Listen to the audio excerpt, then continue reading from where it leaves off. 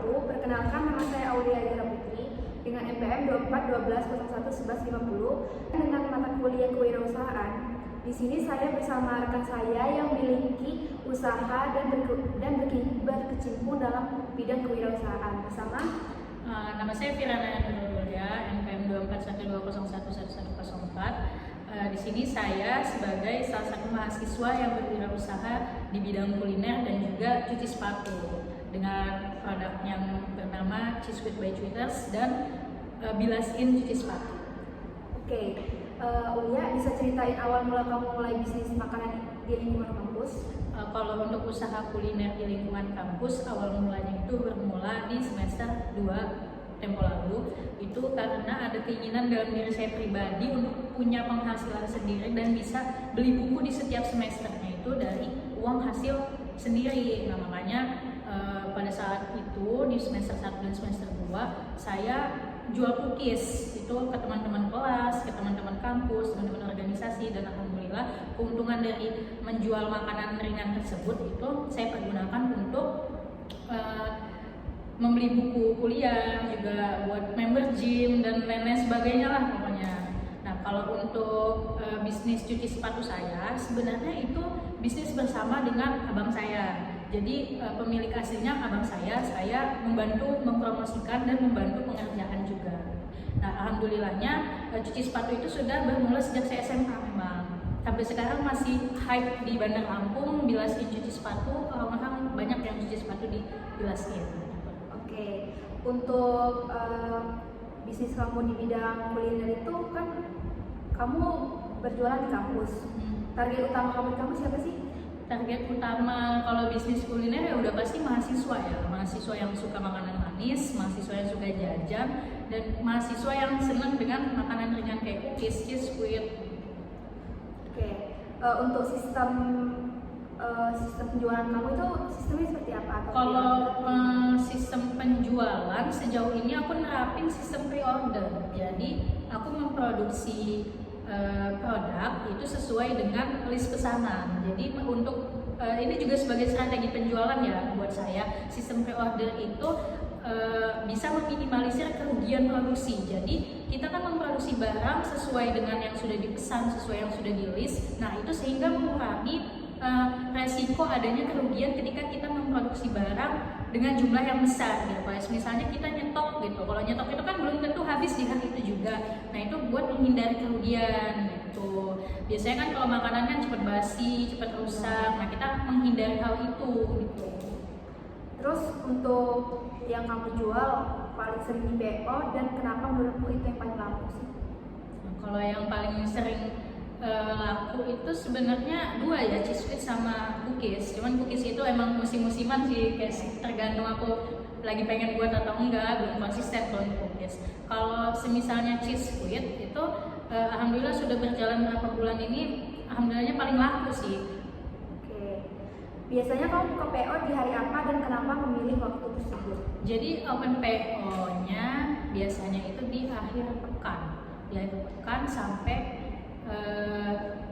pokoknya tuh di-ready-nya di hari Senin sih. Sebenarnya kalau di-ready-nya tuh di hari Senin. Nah, setelah Senin itulah jangka waktu open PO hingga weekendnya gitu, hingga Sabtu dan Jumat gitu. Kenapa milih di waktu itu? Karena menurutku itu lebih fleksibel. Kita meredikan di awal minggu dan kita memproduksinya di akhir minggu gitu. Jadi nggak jauh banget gitu jaraknya.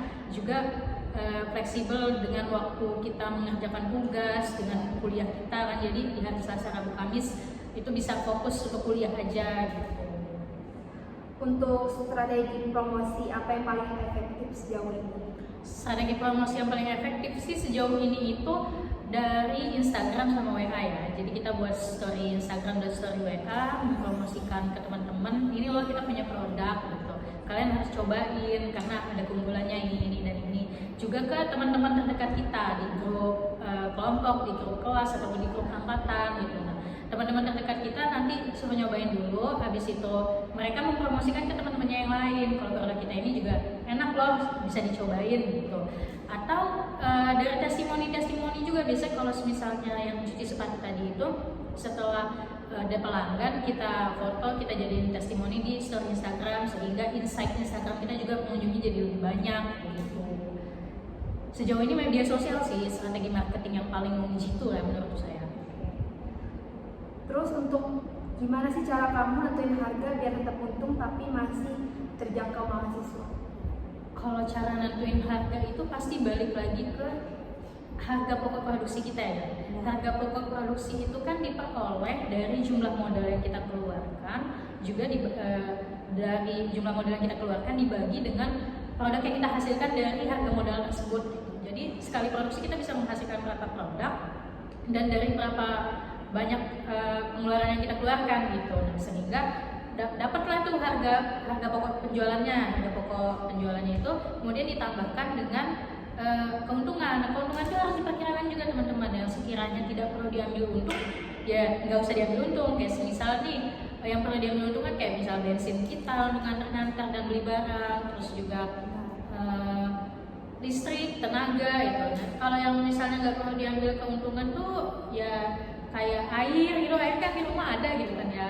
Jadi ya diperkirakan aja sih, sebenarnya nggak ada hal pasti gimana cara nentuin harga, ya sekedar mematokkan dengan harga pokok produksi kemudian ditambah dengan keuntungan. Tapi kita juga harus lihat target pasar kita. Target pasar kita ini kan mahasiswa ini punya keterbatasan lah ya dalam keuangan, karena banyak mahasiswa masih bergantung ke orang tua juga. Ya ibaratnya tuh masih banyak hal-hal pokok yang harus lebih dipenuhi ketimbang untuk jajan gitu kan.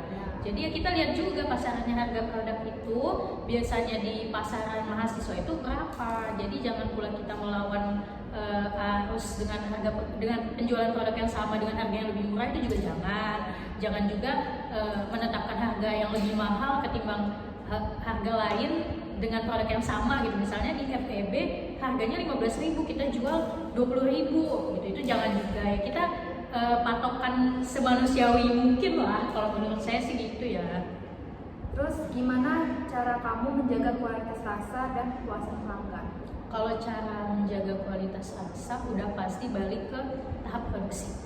Gimana kita konsisten menetapkan ukuran-ukuran tertentu untuk memproduksi, sekali produksi dan memproduksi sebuah produk gitu. Jadi ada yang namanya sendok takar, ada juga timbangan segala macam, itu digunakan untuk menjaga kualitas. Jadi jangan pula kita juga ganti merek setiap kali kita mau memproduksi itu, barang-barang dan bahan-bahan yang kita gunakan tuh berbeda-beda gitu. Jadi dari produksi awal sampai sekarang produk yang digunakan dan bahan-bahan yang digunakan masih dari merek yang sama, dengan kualitas yang sama, dengan cara buat yang sama dan takaran yang sama gitu. Jadi kalau misalnya nanti biasanya kan ada tuh dia harganya berbeda tapi itu produknya sama gitu. Kayak misalnya salah satu bahan cheese whip itu ada yang namanya whipped cream. Jadi whipping cream itu ada dari merek 1 dan merek 2. Nah yang satu ini harganya murah dibanding harga yang ini. Nah saya menggunakan yang ini gitu. Nah itu sampai sekarang tuh konsisten harus digunakan yang ini gitu. Jadi kalau misalnya stoknya lagi habis, usahakan gitu mencari di toko kue lain, di swalayan yang lain gitu produk yang sama. Jadi nggak ada alasan untuk ganti produk gitu. Terus gimana sih cara kamu bagi waktu antara kuliah dan produksi pesanan? Kalau cara ngebagi waktu itu sebenarnya kita memanfaatkan sedemikian waktu kosong kita. Pasti mahasiswa itu kan banyak ya tugasnya ya. Ada yang sama-sama kita tahu, salah satunya tugas wirausahaan ini kan salah satu tugas mahasiswa juga. Cara ngebagi waktunya itu tadi, tetapkan waktu pre-order, terus waktu produksi itu jangan berjauhan, ambillah di akhir pekan. Dan kita kan sekarang akhir pekannya lumayan panjang nih, ada Jumat, Sabtu dan Minggu. Bisa di Jumat itu kerjain semua tugas yang bisa dikerjain, sisanya yang Sabtu itu kerjain pekerjaan rumah dan lain-lain. Nah di hari Minggunya itu bisa kita produksi gitu. Kalau untuk membagi waktu dengan tugas dan perkuliahan yang lain, kita kan setelah kuliah balik ke rumah nih, masih ada waktu-waktu luang di malam hari, masih ada waktu-waktu luang di sore hari. Nah itu digunakan sebaik mungkin. Kalau untuk belanja biasanya aku setelah selesai kuliah sekalian pulang, sekalian belanja dulu gitu. Produksinya yaitu mendekati hari direadiin barang tersebut gitu. Terus untuk kendala terbesar yang menghadapi dalam sistem PO itu ada apa sih? Sebenarnya kalau kendala sejauh ini nggak terlalu banyak sih ya.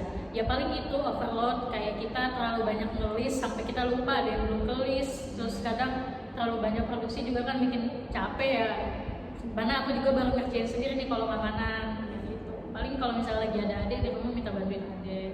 Sama kendalanya juga kalau misalnya customer minta dianterin, bukan janjian di kampus. Kayak misalnya customernya itu butuh produk itu di hari weekend atau di hari yang di luar hari ready, itu kita harus nganterin ke rumahnya. Itu sih kadang yang jadi kendala tuh. Terus untuk pernah nggak sih ngalamin over order atau sepi order? Terus gimana cara kamu mengatasinya? Kalau untuk over order pernah sih ngalamin. Itu cara ngatasinnya ya nyicil buatnya. Jadi di hari Sabtu udah buat setengahnya, di hari Minggu buat setengahnya lagi. Dan itu lumayan sih, lumayan capek dan lumayan susah bawa barangnya ke kampus tuh pada saat itu. Kalau sepi order gimana cara ngatasinnya? Sebenarnya nggak ada sih cara ngatasin sepi order itu gimana ya. Memang belum rezekinya, mungkin di hari itu banyak orderan. Ya balik lagi nawarin kawan-kawan, nawarin teman-teman kelas kayak gitu untuk beli dong beli gitu. Jujur capek nggak sih ngejalanin bisnis ini sambil kuliah? Sejujurnya capek sih, ada titik capeknya, tapi ya ada titik serunya juga, challenging banget gitu, kayak punya kegiatan lain selain kuliah. Kayak berwirausaha itu sebuah hal yang menantang dan sebuah hal yang aku gemarin juga gitu, sebuah hal yang aku suka. Karena siapa sih yang nggak suka dapat duit? Punya duit sendiri siapa yang nggak suka gitu. Memang prosesnya dan keberjalanannya ya ada rasa lelah, ada capek, itu pasti gitu. Untuk apa namanya? Pernah nggak sih kepikiran mau berhenti atau nyerah untuk menjalani bisnis ini? Kalau kepikiran berhenti sih enggak, paling ya kalau misalnya memang lagi capek ya nggak open order, nggak open PO, nggak produksi dulu gitu. Kalau kepikiran berhenti sejauh ini belum ada kepikiran sih. Paling ya kalau misalnya memang udah bukan target pasarnya lagi, udah sepi penggemarnya atau peminatnya, ya udah kita cari usaha yang lain. Benar.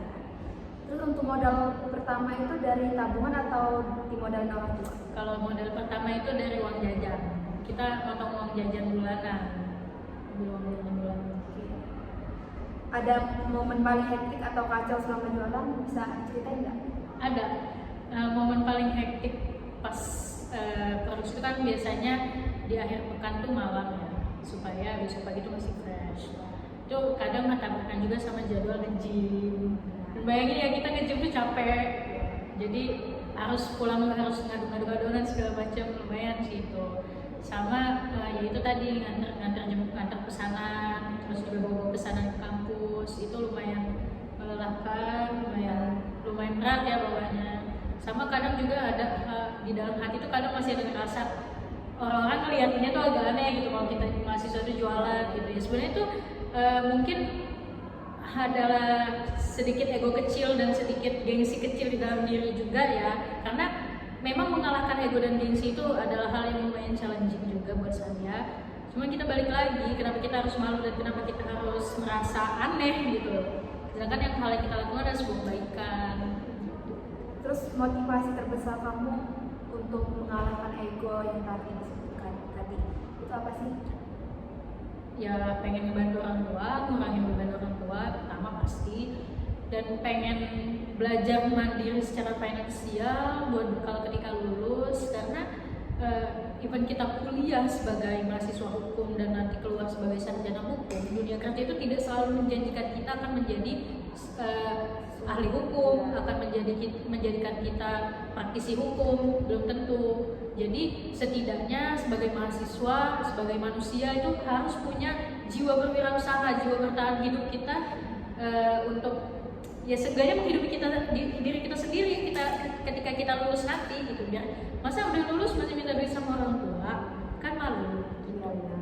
Sebenarnya itu doang sih motivasi paling besar. Oke.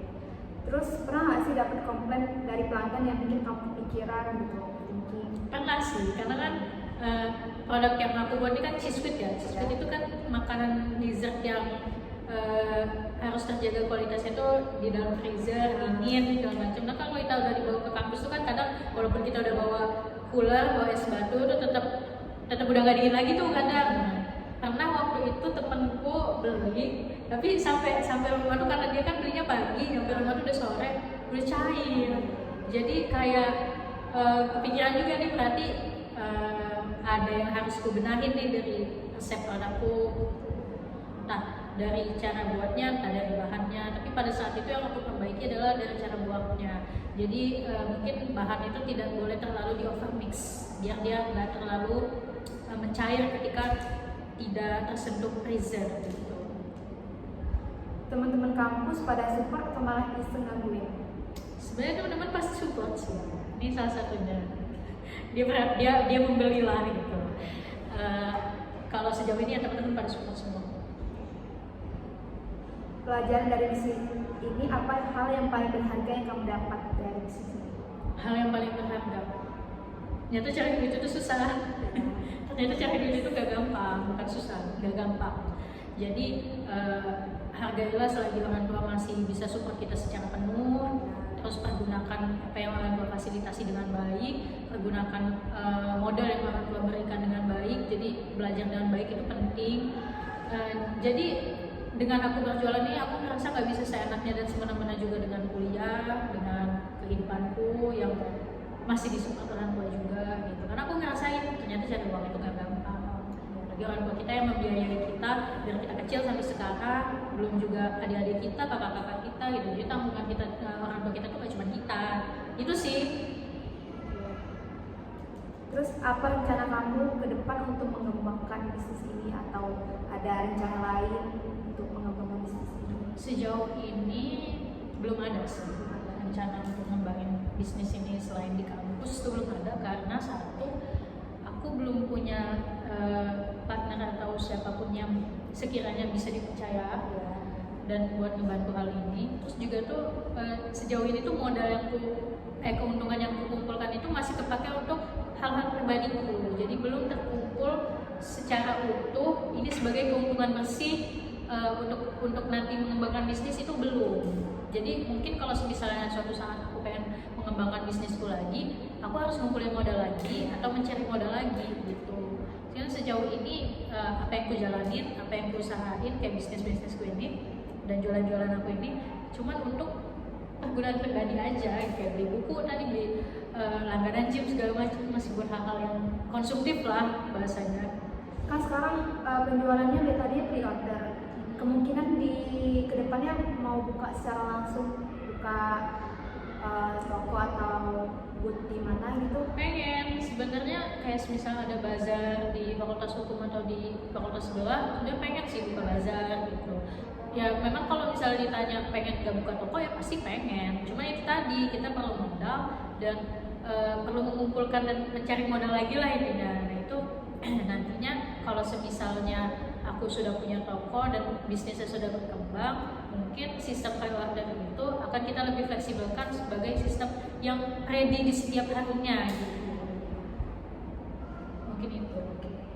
Kalau bisa balik ke awal, ada nggak yang pengen kamu lakuin tapi bukan berbeda dari sekarang? Misalnya bisnis apa gitu? Kalau misalnya balik lagi ke awal, Ya. apa ya?